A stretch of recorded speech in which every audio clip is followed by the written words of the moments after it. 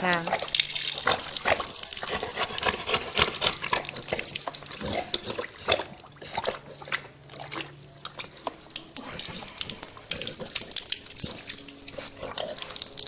Aí ele falou, pode deixar que hoje ele vai ficar o dia inteiro quietinho aí, pode deixar solto. Não, meu cachorro já fica solto mesmo. Mas, pô, tem que ver o estado que o bicho vai ficando.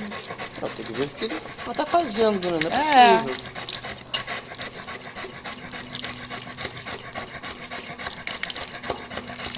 Tem que conversar, você sabe essa pessoa que ele tá adestrando aqui? Ligar pra portaria e perguntar. Eu vou lá embaixo. Que de repente, liga daqui, filho, é só apertar 200. Que de repente tem como ligar pra pessoa que ele tá adestrando. O outro animal. O bicho nem se mexe. Tá babando muito.